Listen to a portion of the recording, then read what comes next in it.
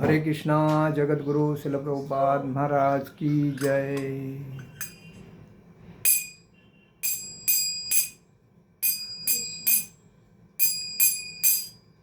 जय राधा माधव कुंज विहारी।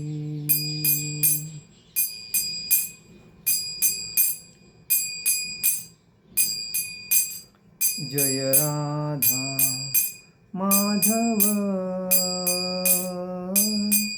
कुंज विहारी।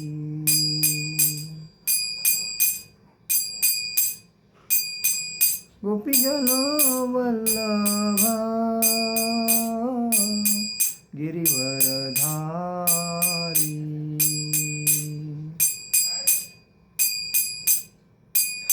गोपीजन वल्लभा गिरिवरधारी।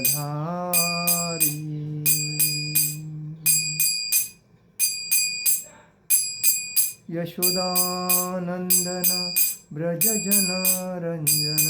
यशोदानंदन ब्रज जन रंजन। यमुना तीरा वनचारी। यमुना तीरा वनचारी। जय राधा माधव कुंज विहारी। जय राधा माधव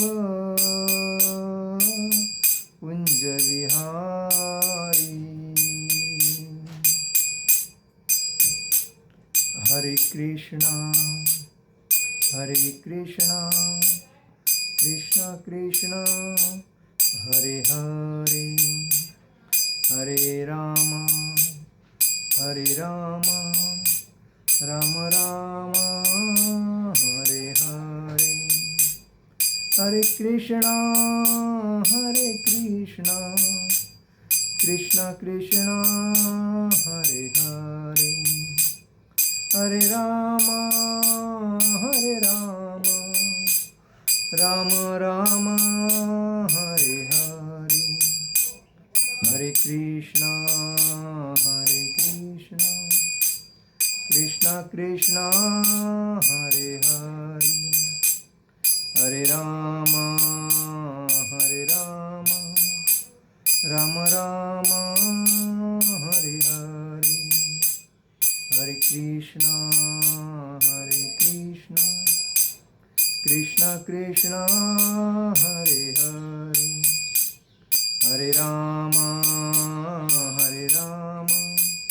राम राम हरे हरे। जय ओम विष्णुपाद परमहंस परिव्राजकाचार्य अष्टोत्तर शत। इस्कॉन संस्थापक आचार्य कृष्ण कृपा मूर्ति शिल अभय चरणारविंद भक्ति वेदांत स्वामी शिल प्रभुपाद महाराज की जय। नित्य लीला प्रविष्ट जय ओम विष्णुपाद परमहंस परिव्राजकाचार्य अष्टोत्तर शत शिल भक्ति सिद्धांत सरस्वती ठाकुर शिल प्रभुपाद महाराज की जय। नित्य लीला प्रविष्ट जय ओम विष्णुपाद परमहंस परिव्राजकाचार्य अष्टोत्तर शत शिल गौर किशोर जी बाबा जी महाराज की जय। नित्य लीला प्रविष्ट जय ओम विष्णुपाद परमहंस परिव्राजकाचार्य अष्टोत्तर शत शिल भक्ति विनोद ठाकुर शिल प्रभुपाद महाराज की जय। नित्य लीला जय ओम विष्णुपाद परमहंस परिव्राजकाचार्य अष्टोत्तर शत शिल भक्ति विनोद ठाकुर शिल प्रभुपाद महाराज की जय। नित्य लीला प्रविष्ट जय ओम विष्णुपाद परमहंस परिव्राजकाचार्य अष्टोत्तर शत शिल जगन्नाथ जी बाबा जी महाराज की जय। श्री रूप सनातन भट्ट रघुनाथ श्री जीव गोपाल भट्टदास रघुनाथ चट गोस्वामी शिल प्रभुपाद महाराज की जय। अनंत कोटि वैष्णव वृंद की जय। नामाचार्य शिल हरिदास ठाकुर की जय। प्रेम से कहो श्री कृष्ण चैतन्य प्रभु नित्यानंद श्री अद्वैत गदाधर शिवासादि गौर भक्त वृंद की जय। श्री राधा कृष्ण को गोपीनाथ श्याम कुंड राधा कुंड गिरि गोवर्धन की जय। मथुरा वृंदावन धाम की जय। नवदीप मायापुर धाम की जय। द्वारका धाम की जय। अयोध्या धाम की जय। पूर्ण पुरुषोत्तम क्षेत्र जगन्नाथपुरी धाम की जय। बद्रीनाथ धाम की जय। रामेश्वरम धाम की जय।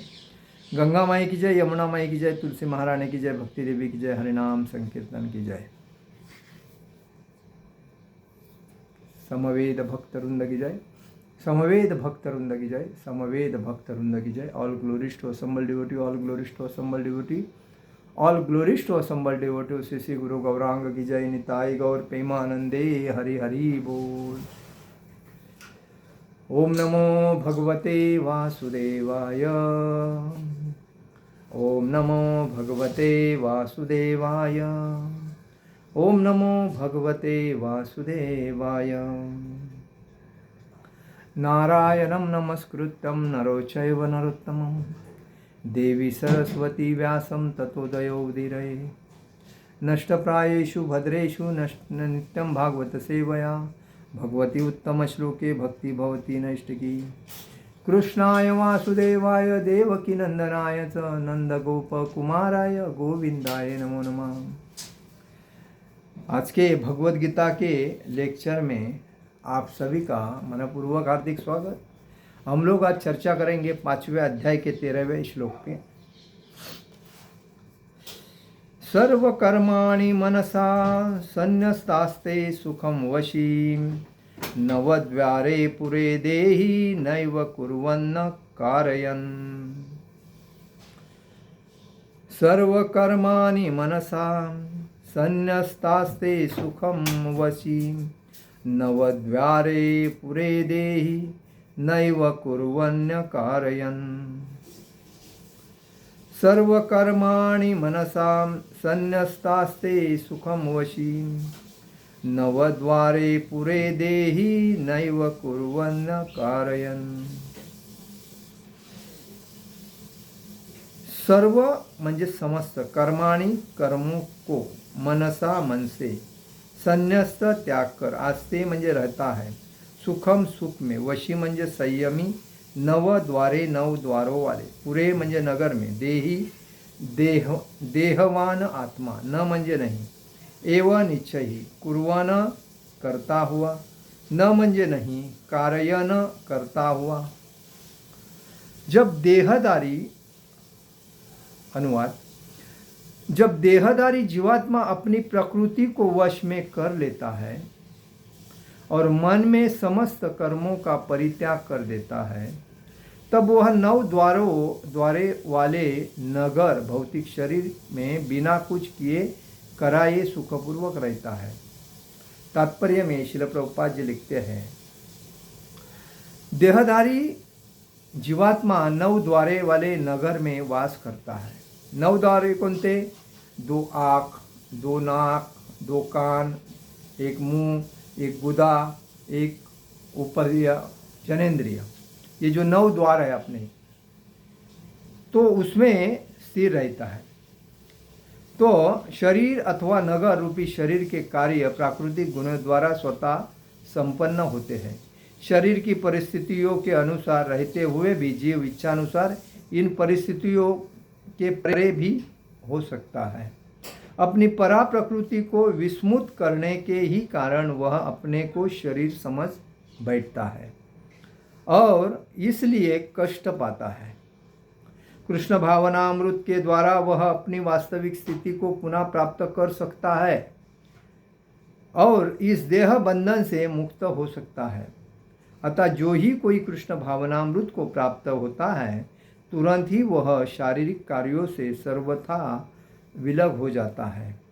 ऐसे संयमी जीवन में जिसमें उसकी कार्यप्रणाली में परिवर्तन आ जाता है, वह 9 द्वारे वाले नगर में सुखपूर्वक निवास करता है। ये 9 द्वार इस प्रकार है, नव द्वारे पुरे देहि हंसो ले लायते बही, वशी सर्वस्त लोकस्त स्थावरस्त चरस्त।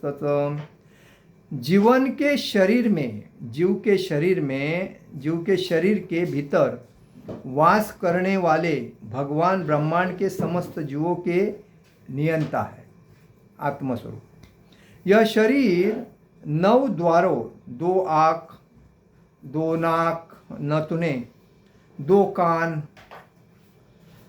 1 मुंह, 1 गुदा और ये जनेन्द्रिय, एक उपस्थ तथा उपस्थ बोलते हैं उसको, ये युक्त है। बद्धावस्था में जीव अपने आप को शरीर मानता है, किंतु जब वह अपनी पहचान अपने अंतर के भगवान से करता है तो वह शरीर में रहते हुए भी भगवान की भांति मुक्त हो जाता है।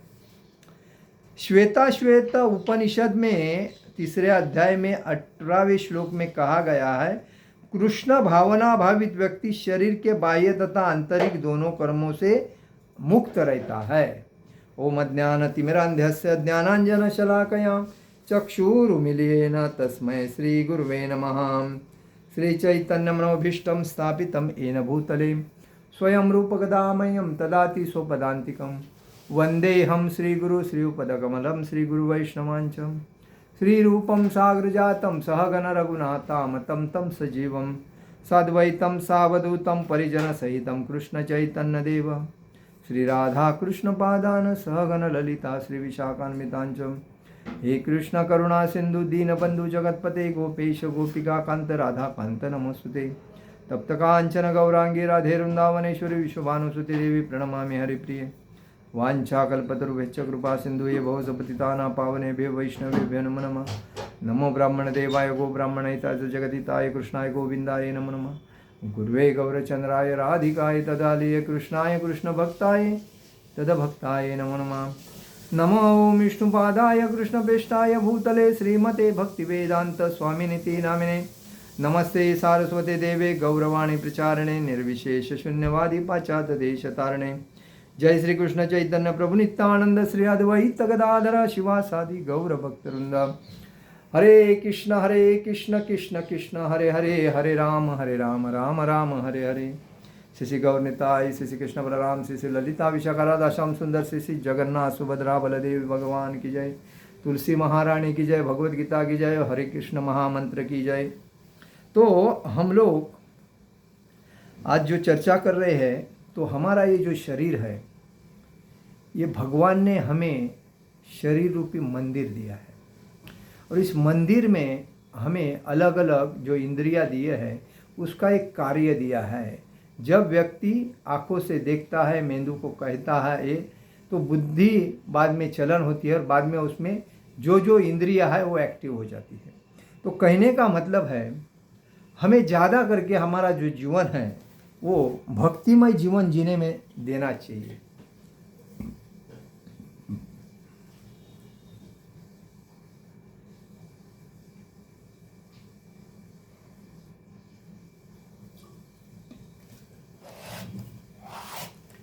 भक्तिमय जीवन जीने में ज़्यादा हमें टाइम देना चाहिए। आज हम लोग क्या करते हैं, अपने जीवन में ज़्यादा करके जो टाइम देते हैं तो भौतिक इंद्रिय तृप्ति करने में टाइम देते हैं। इंद्रिय तृप्ति के लिए आहार निद्रा भय मैथुन, ये मनुष्य का जो कार्य है जानवर के जैसा ही करता है। एक जानवर है, उसको तो विवेक नहीं रहता है, वो दिन रात मेहनत खाने के लिए करता है, लेकिन मनुष्य तो ऐसा नहीं करना चाहिए, क्योंकि सभी 84 लक्ष योनि में मनुष्य योनि श्रेष्ठ है। और इसीलिए कहा जाता है कि ये मनुष्य जीवन ये अतिशय मौल्यवान जीवन है, और ये मौल्यवान जीवन का हम अगर भक्ति करने में ही अगर टाइम देते हैं तो वो सार्थक जीवन है। और पूरी दुनिया में इतने देश है, और एक टाइम ऐसा था ये पूरे देश जो थे उनके राजा अपना देश सर्वश्रेष्ठ था और उनके अंडर में थे। मतलब जो अमेरिका, इंग्लैंड, रशिया, फ्रांस, जो भी देश आप बोलेंगे सब भारत के अंडर में थे। क्योंकि जब परीक्षित महाराज 5,500 साल पहले जब कुरुक्षेत्र का युद्ध जीतने के बाद भगवान श्री कृष्ण ने उनको राज सिंहासन पे आरूढ़ कर दिया, और हाँ 5 पांडवों की सत्ता आ गई, राज्याभिषेक हो गया। इधर क्या बोलते हैं उसको, दिल्ली का नाम हस्तिनापुर, दिल्ली का नाम हस्तिनापुर था पहला, अभी उसको दिल्ली कहा जाता है। और उसके बाजू में ही कुरुक्षेत्र है, और वो कुरुक्षेत्र में ही युद्ध हुआ था, क्योंकि हस्तिनापुर पहला, हस्तिनापुर का राजा दुर्योधन था। क्योंकि दुर्योधन राजा के काबिल नहीं था, जो अहंकारी होता है, ईर्ष्यावादी होता है, संशयी होता है, लोभी होता है, मोही होता है, ये लोग कभी भी कोई पद, प्रतिष्ठित पद के लिए लायक नहीं होते हैं समाज के कोई भी क्षेत्र में। लेकिन वही लोग उस पद पे बैठना चाहते हैं और उनको ही, जो मूर्ख लोग होते हैं उनको सपोर्ट करते हैं। और वो लोग क्या करते हैं, जनता का तो भला करते नहीं हैं, उनकी जनता को तकलीफ देने में लगते हैं। उल्टा क्या करते हैं, जनता को लूट के अपना घर भरते हैं। और इस वजह से समाज एक साइड से चलता है और ये लोग अपना भवितव्य बोलते हैं, तो समाज का भला करते नहीं। और इसलिए समाज अपनी जगह पे, एक ही जगह पे दुख भोगता रहता है। पानी के लिए तरसता है, रास्ते के लिए तरसता है, लाइट के लिए तरसता है, शौचालय के लिए तरसता है, हर चीज़ के लिए तरसता रहता है। किसके लिए? क्योंकि ये चोर लोग जब पद, प्रतिष्ठा, प्रसिद्धि के लिए पद पे बैठते हैं और ईमानदारी व्यक्ति को म्हणजे उनकी बातें सुनते नहीं, और इसी वजह से समाज को दुख भोगना पड़ता है। आज देखिए, हर क्षेत्र में कोई भी जगह पे जाइए, कुछ मिलेगा तो चलेगा, नहीं तो फिर रुकेगा। खाने को जब तक नहीं मिलता है तब तक कोई कार्य नहीं करता है, जब तक खाने को मिलता है तो तेरी चुप मेरी चुप दोनों भी खाते रहते हैं। चोर भी रहेगा तो भी उसको संभाल के लेते हैं, कोई असुर वृत्ति का भी रहेगा तो भी उसको संभाल के लेते हैं। लेकिन ईमानदार अगर उधर आएगा तो इनका पेट भरना बंद होने की वजह से उसके पीछे लग जाते हैं। अब देखो, हर जगह पे ईमानदार व्यक्ति घर में बैठता है और बेईमानी व्यक्ति काम करता है। ईमानदारी व्यक्ति को रोजगार नहीं है, और जो मूर्ख है, चोर है, डाकू है, एक दूसरे की कुछ चुगली करके अपना पेट भरने वाले हैं, ये दिन में बहुत पैसा कमा रहे हैं। तो कहने का मतलब है, ये भगवान ने हमें अपने जीवन में जीवन देने के वक्त सब कुछ रेडीमेड करके भेजा है, अरेंजमेंट करके। लेकिन हम लालायित होते हैं लोभ के लिए और हम लोग फंसते हैं। और इसलिए कहा जाता है, देखिए, सर्व कर्माणि मनसा संन्यस्ताते सुखम वशी, नवद्वारे पुरे देहि नैव कुर्वन्न कारयन। नव द्वारे मतलब देहदारी जीवात्मा अपनी प्रकृति को वश में कर लेता है और मन से समस्त कर्मों का परित्याग कर देता है, तब वह 9 द्वारों वाले नगर में भौतिक शरीर में बिना कुछ किए कराए सुखपूर्वक रहता है। देखिए, प्रकृति को वश में करता है मतलब कोई ज़्यादा इच्छाएं नहीं रखता है, जो मिला वो ठीक है, कोई तकलीफ देगा ऐसा कुछ कार्य नहीं करता है। और जैसा मतलब बोलते हैं ना, सादी रहनीमान उच्च विचार सरणी, वैसा मतलब किसी के पीछे जाता है और दिन रात उसके लिए मिलने के लिए दिन रात मेहनत करता है, वो दुख भोगता है। लेकिन मन ही शांत है, सब कुछ प्रसन्नता मन में है और आनंद से रहता है। तो हमें जो भगवान ने शरीर को जो 9 द्वार दिए हैं, तो उसमें कोई उसको टेंशन नहीं आता है, क्योंकि उसका मन प्रसन्न है। और इसलिए कहा जाता है, देहदारी जीवात्मा 9 द्वारों वाले नगर में वास करता है। जीवात्मा कौन? भगवान का अंश जो है, आत्मा वही है। हम ये शरीर नहीं है। कौन है? हम आत्मा। ये जब व्यक्ति को समझता है तभी वो आदमी योग्य प्रकारे जीवन जीता है। और ये बोलेगा मैं ये हूँ, मैं वो हूँ, मैं, तो ये आदमी आगे जाके ठोकर खाता है।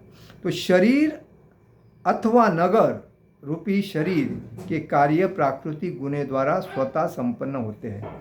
शरीर की परिस्थितियों के अनुसार रहते हुए भी जीव इच्छा अनुसार इन परिस्थितियों के परे भी हो सकता है। मतलब शरीर की परिस्थितियों के अनुसार रहने का मतलब जैसा अपनी इच्छा ये है, ज़्यादा बड़ी इच्छा रहेगा तो तकलीफ ज़्यादा है। जितनी पहले ज़माने में क्या होता था, लोग अन्न वस्त्र निवारा इस पे ही ध्यान देते थे और अपने माँ बाप दादा ने जो ज़मीन रखी है उसमें खेती बना के उसका जो फल मिलता था उसमें गुजारा करते थे। तो उनको कोई पैसे की ज़रूरत नहीं रहती थी, कोई लाने की ज़रूरत नहीं रहती थी। हाँ, कहीं कुछ खरीद करने के लिए पैसे की जब ज़रूरत रहती तो जो राइस चावल बनाते थे तो उस चावल को बेचते थे। नारियल लगाते थे तो नारियल निकाल के उसको बेच के वो पैसा आता था। कोई प्राणी लेके आते थे तो प्राणी को इधर उधर बेच के उसका वो कार्य करते थे। तो कहने का मतलब है कि इस वजह से क्या होता था कि उनको आनंद मिलता था और इस वजह से प्राकृतिक गुणों द्वारा संपन्न होते थे और इस वजह से जीव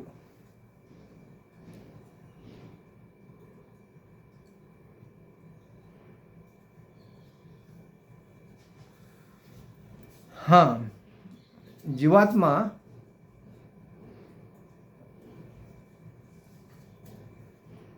जीव इच्छानुसार परिस्थितियों के परे तो इच्छानुसार इन परिस्थितियों के परे भी हो सकता था। मतलब अपने इच्छा के अनुसार वो जीता था। अपनी परा प्रकृति को विस्मृत करने के ही कारण वह अपने शरीर को समझ बैठा था। प्रकृति भगवान की बहिरंगा जो शक्ति है वो माया है और अंतरंगा शक्ति है वो भगवान की शक्ति है अंतरंगा और बहिरंगा शक्ति। तो अंतरंगा शक्ति ये हमेशा भगवान के साथ राधा रानी के साथ रहती है क्योंकि वो भगवान की शक्ति है। लेकिन बहिरंगा शक्ति ये कौन है? माया देवी है, मतलब दुर्गा देवी। तो ये भगवान की बहन है। तो वो माया देवी जो है वो आदमी को चल बिचल करती है।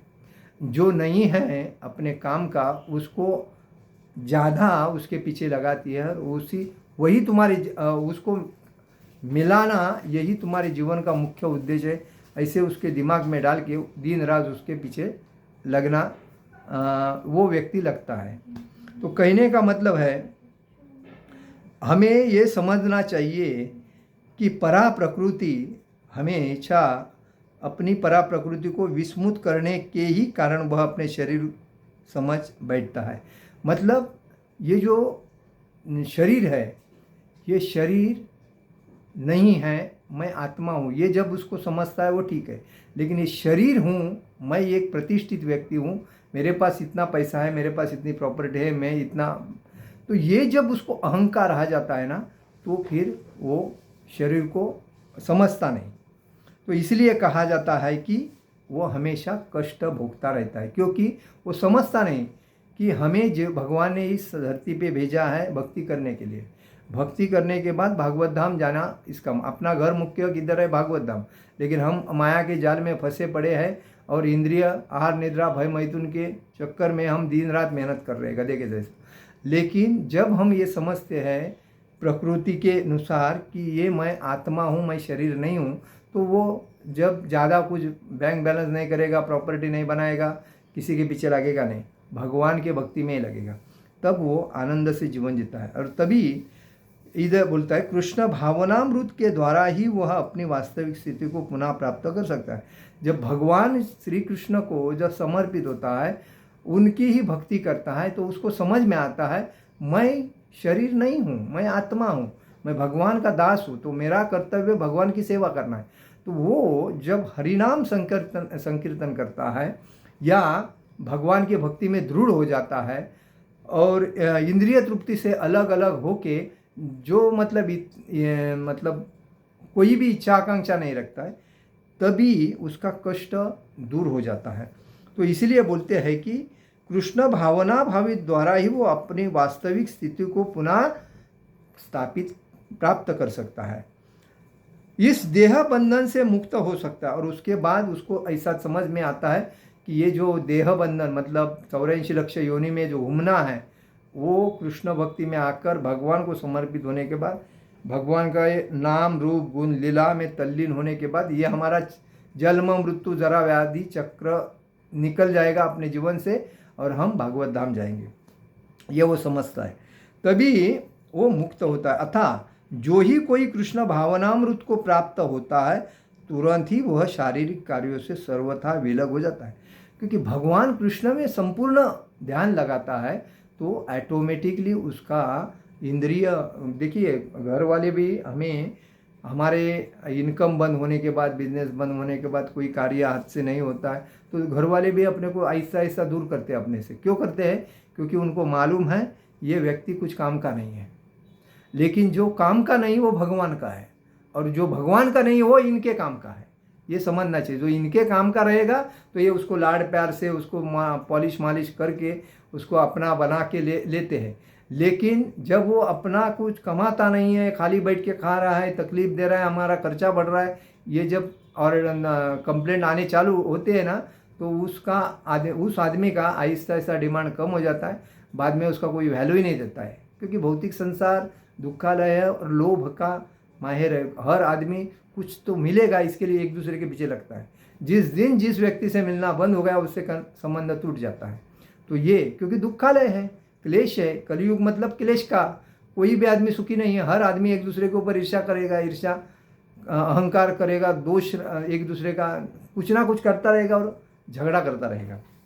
तो इसीलिए इसमें कहा गया है कि तुरंत ही वह शारीरिक कार्यों से सर्वथा विलक हो जाता है कृष्ण भावना में वृत्त में आने के बाद। ऐसे संयमित जीवन में जिसमें उसकी कार्य प्रणाली में परिवर्तन आ जाता है, वह 9 द्वारों वाले नगर में सुखपूर्वक निवास करता है। ये 9 द्वार, 9 द्वार कौन से हैं? 2 आंखें हैं, 2 नथुने हैं, 2 कान है, 1 मुंह है, 1 गुदा है, 1 उपस्थ है। उपस्थ मतलब जिधर से जनेंद्रिय बोलते हो, यह है। तो ये तभी आनंदी रहता है, तभी उसको तकलीफ नहीं होता है। 9 द्वारे में आनंद से हवा आती है जाती है, शरीर को तकलीफ नहीं है, क्योंकि उसका ध्यान में कोई दूसरी बात नहीं है, बाहर की कोई गंदगी विचार नहीं है, वो भगवान के भक्ति में तल्लीन है। तभी जीव के शरीर के भीतर वास करने वाले भगवान ब्रह्मांड के समस्त जीवों के नियंता है, क्योंकि ये शरीर के अंदर ब्रह्मांड के नियंता मतलब भगवान का अंश है, अंश स्वरूप रहते हैं।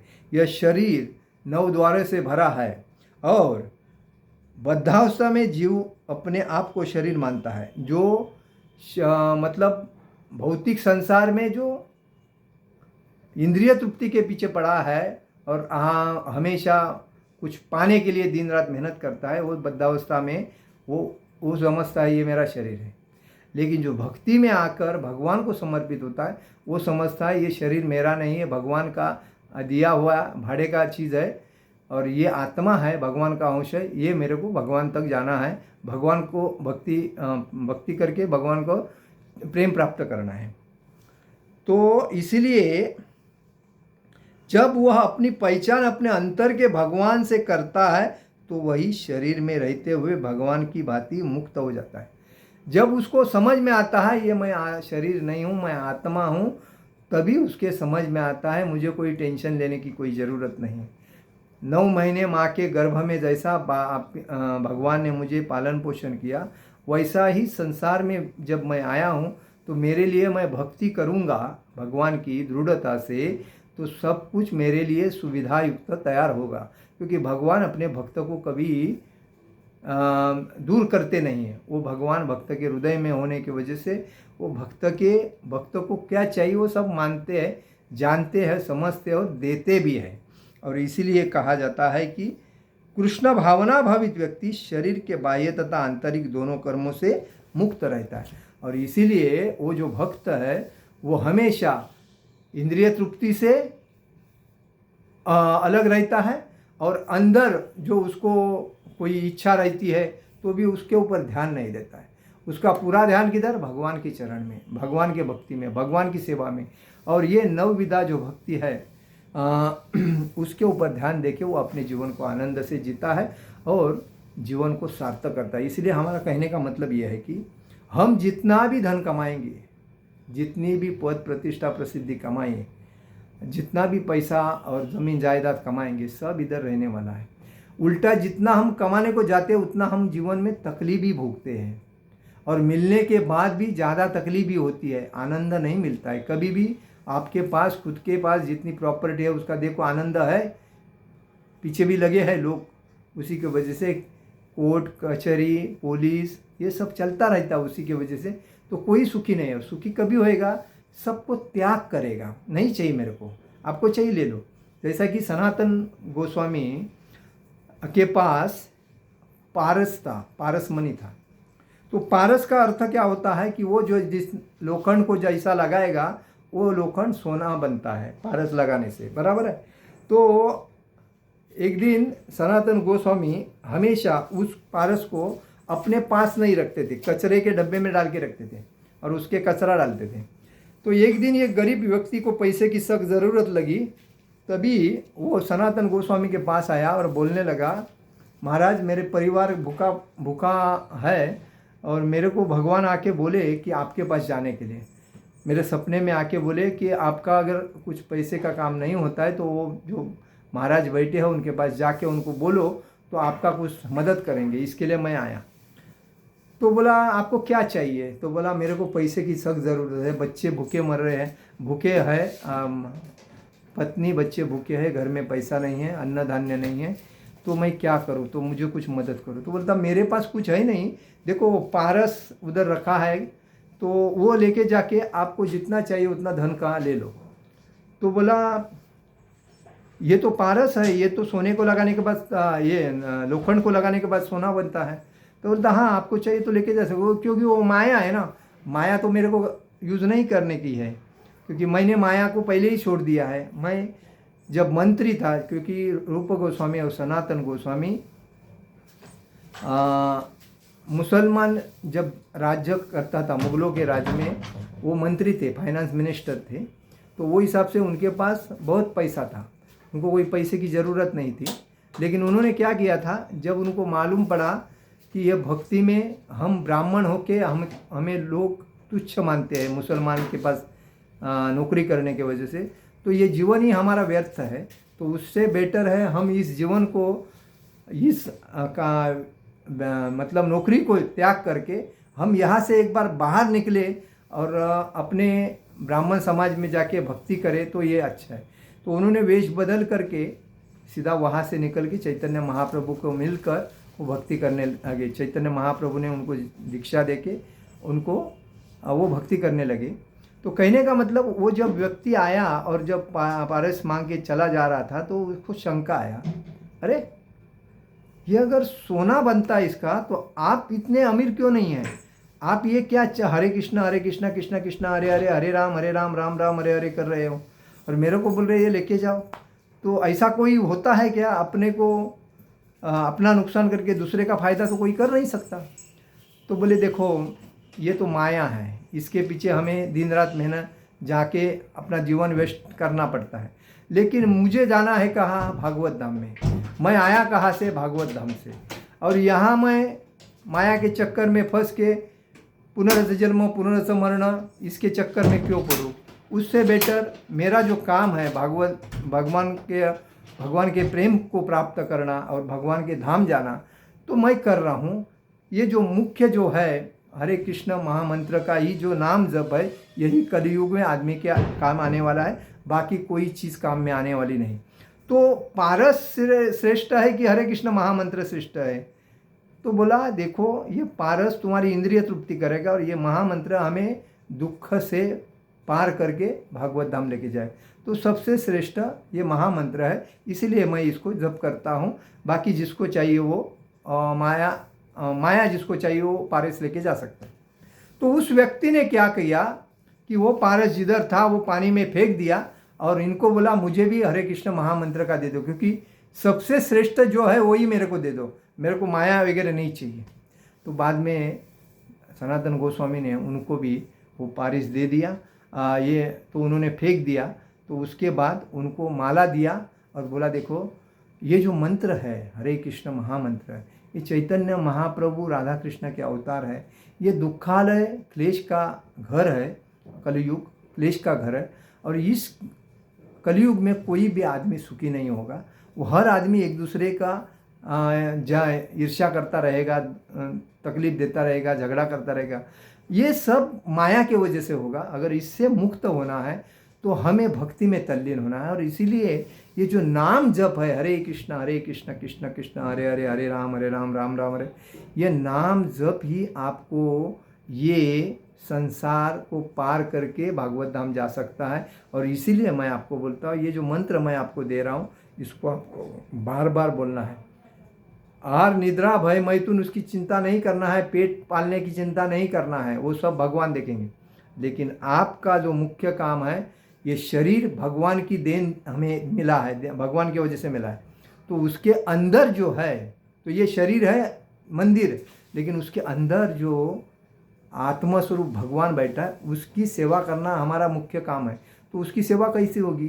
तो मन को कंट्रोल करने के लिए हमें हमेशा मंत्र जप करना है। मंत्र जप करने से इंद्रिया ये अपने कंट्रोल में आती है, और कंट्रोल आने की वजह से मन चंचल नहीं होता है, और मन चंचल नहीं होने से भक्ति अच्छी हो जाती है, और भक्ति अच्छी होने से हमारा जो कार्य है मनुष्य जीवन में आके भागवत धाम जाने का, ये पूर्ण होगा। और इसीलिए आप ये मंत्र जप करो। और ऐसा बोलने के बाद वो आनंदी होके आदमी चला गया, और अपने जीवन में वो भी भक्त बन के भागवत धाम चला गया। तो वह कहने का मतलब है, हमें अपने शरीर को जो इंद्रिय तृप्ति में डाल के जो हम अपेक्षा करते हैं उसको बंद करना चाहिए, और भक्ति में दृढ़ होके अपने जीवन को सार्थक करना चाहिए। जो हम आए हैं किसके लिए? भक्ति करने के। तो भक्ति करके ही जीवन को आनंद से जीना चाहिए। हरे कृष्णा कृष्णा कृष्णा हरे हरे, हरे राम राम राम हरे हरे। जगत गुरु श्रील प्रभुपाद महाराज की जय। परम पूज्य लोकनाथ स्वामी महाराज की जय। निताय गौर प्रेमानंदे हरि हरि बोल।